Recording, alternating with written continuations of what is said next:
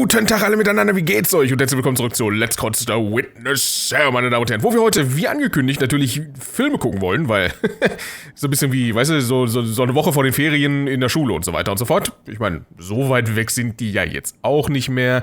Und deswegen machen wir das heute auch, allerdings Folgendes. Kurz noch vorab, innerhalb dieser Videos, besonders im ersten, werden auch Puzzle-Start-Dinger gegeben sein. Wenn ich das jetzt hier mal so zeige, hier sieht man dann so hier diesen Ansatz vom Kreis, hier sieht man dann den Ansatz von dem grünen Kreis und so weiter und so fort. Im Laufe des Videos werdet ihr die Stellen erkennen, an denen die benötigt werden, um ein Puzzle zu starten.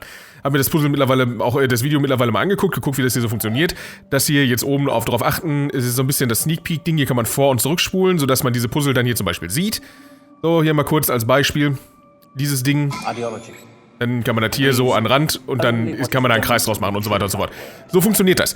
Unter anderem. Und ich werde das jetzt beim ersten Mal schauen, allerdings noch nicht machen, damit wir das jetzt erstmal, wir gucken uns die Videos erstmal in aller Seelenruhe an und dann schauen wir mal, ob wir nicht eventuell irgendwann auch mal anfangen wollen mit den Puzzeln. So der Plan, meine Damen und Herren. Also, ab geht da, Alter. Hi, mit deinen bengalischen Feuern. Dass das nicht die Ordner wissen. Well, that's no better a solution than any of the others, is it? So, in the end, have we learned anything from this look at why the world turned out the way it did that's of any use to us in our future? Something, I think. That the key to why things change is the key to everything. How easy is it for knowledge to spread? And that in the past, the people who made change happen were the people who had that knowledge, whether they were craftsmen or kings.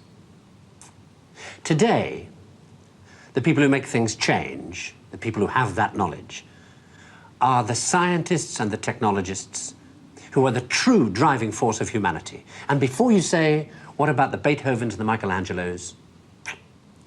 Let me suggest something with which you may disagree violently.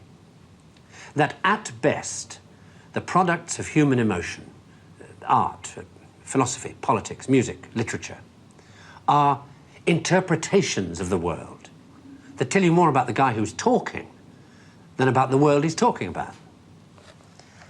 Second-hand views of the world, made third-hand by your interpretation of them. Things like that, as opposed to this. Know what it is? It's a bunch of amino acids, the stuff that goes to build up a worm, or a geranium, or you. This stuff's easier to take, isn't it? Understandable. Got people in it. This, scientific knowledge, is hard to take because it removes the reassuring crutches of opinion, ideology, and leaves only what is demonstrably true about the world. And the reason why so many people may be thinking about throwing away those crutches is because, thanks to science and technology, they have begun to know that they don't know so much, and that if they are to have more say in what happens to their lives, more freedom to develop their abilities to the full, they have to be helped towards that knowledge that they know exists and that they don't possess. And by help towards that knowledge, I don't mean give everybody a computer and say, help yourself. Where would you even start? No, I mean trying to find ways to translate the knowledge, to teach us to ask the right questions. See, we're on the edge of a revolution in communications technology that is going to make that more possible than ever before. Or, if that's not done, to cause an explosion of knowledge that will leave those of us who don't have access to it as powerless as if we were deaf, dumb, and blind. And I don't think most people want that. So what do we do about it? I don't know. But maybe a good start would be to recognize within yourself the ability to understand anything, because that ability is there, as long as it's explained clearly enough. And then go and ask for explanations. And if you're thinking right now, what do I ask for? Ask yourself if there's anything in your life that you want changed. That's where to start. In der Tat relativ inspirierend, meine Damen und Herren. James Burke, ja. Und für den Typ wohl nochmal wieder sehen werden, ich habe keine Ahnung. Also wie ihr jetzt gerade gesehen habt, als er das Buch zum Beispiel da an der Seite gehalten hat, dann hätte man das hier starten können. Als er da dieses komische Bild von dem grünen Zeug da, von den Aminosäuren an die Wand gehalten hat, hätte man das hier natürlich starten können. Und das sind Sachen, die man, die wir natürlich auch noch machen werden. Allerdings, erstmal Fernsehen gucken, weil ist ja auch nicht unwichtig, meine Damen und Herren. Das nächste startet dann, ich glaube, direkt so oder andersrum. Ja, dann natürlich andersrum, klar. Bei der Chance von 50-50, meine Damen und Herren, habe ich auf jeden Fall schon mal verloren. Hi. Backhanded, upside-down argument was predicted that there is in carbon a level at 7.82 million volts, and then experiments in the laboratory with carbon show indeed that there is. And therefore the existence in the world of all these other elements is very closely related to the fact that there is this particular level in carbon. But the position of this particular level in carbon seems to us, after knowing the physical laws, to be a very complicated accident of 12 complicated particles interacting. So I wish to illustrate by this example that an understanding of the physical laws doesn't give you an understanding in a sense of understanding significance of the world in any way. The details of real experience are very far often from the fundamental laws. There are, in a way of speaking in the world, we have a way of discussing the world which you could call, we discuss it at various hierarchies or levels. Now, I don't mean to be very precise, there's a level, there's another level, and another level, but I will indicate by describing a set of ideas to you, just one after the other, what I mean by hierarchies of ideas.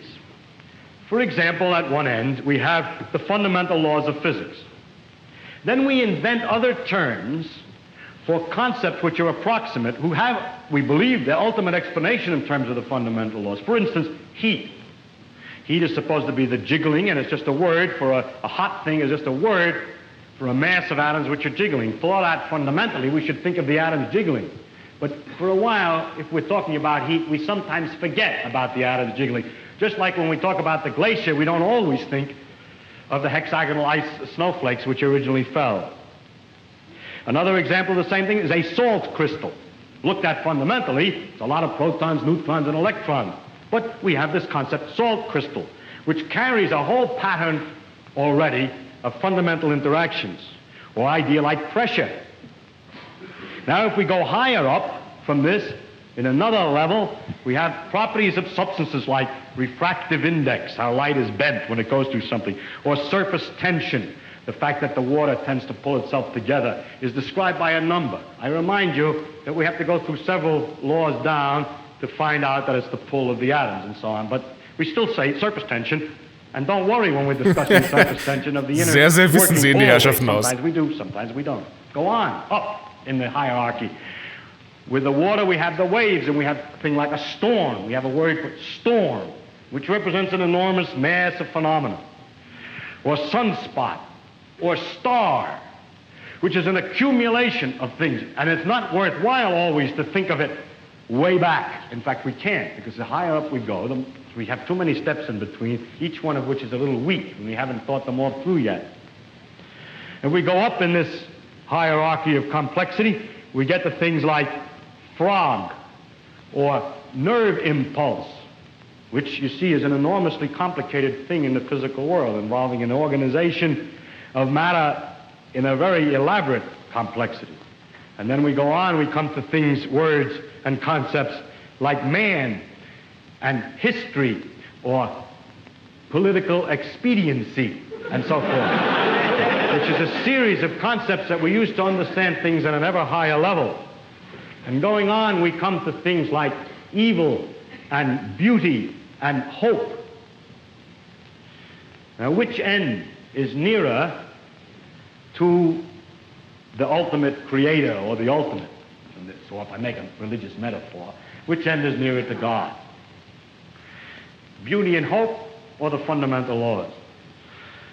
I think that the right way, of course, is to say that the whole structural interconnections of the thing is the thing that we have to look at, and that the sequence of hierarchy, that all the sciences and all the efforts, not just the sciences, but all the efforts of intellectual kind, are to see the connections of the hierarchies is to connect beauty to history, is to connect history to man's psychology, the man's psychology to the working of the brain to the neural impulse to the chemistry, and so forth, up and down, both ways. And today we cannot, and there's no use making believe we can, draw carefully a line all the way from one end of this thing to the other. In fact, we've just begun to see that there is this relative hierarchy. And so I don't think either end is nearer to God's. And to stand at either end and to walk out off the end of the pier only, hoping out in that direction is the complete understanding, is a mistake. And to stand with evil and beauty and hope, or to stand with the fundamental laws, hoping that way to get a deep understanding of the whole world with that aspect alone, is a mistake. And it is not sensible either for the ones who specialize at one end and the ones who specialize at the other end to have such disregard for each other. They don't actually, but the people say they do. So. But that actually the great mass of workers in between, connecting one step to another, are improving all the time our understanding of the world, both from working at the ends and working in the middle. And in that way, we are gradually understanding this connection, this tremendous world of interconnecting hierarchies. If you expected science to give all the answers to the wonderful questions about what we are, where we're going, what the meaning of the universe is, and so on, then I think you could easily become disillusioned and then look for some mystic answer to these problems. How a scientist can take a mystic answer, I don't know, because the whole spirit is to understand. Well, never mind that. I don't understand that. But anyhow, if you think of it, though, the way I think of what we're doing is we're exploring. We're trying to find out as much as we can about the world. People say to me, are you looking for the ultimate laws of physics? No, I'm not. I'm just looking to find out more about the world. And if it turns out there is a simple ultimate law that explains everything, so be it. That would be very nice to discover. If it turns out it's like an onion with millions of layers and we're just sick and tired of looking at the layers, then that's the way it is. But whatever way it comes out, its nature is there and she's going to come out the way she is. And therefore, when we go to investigate it, we shouldn't pre-decide what it is we're trying to do except to find out more about it.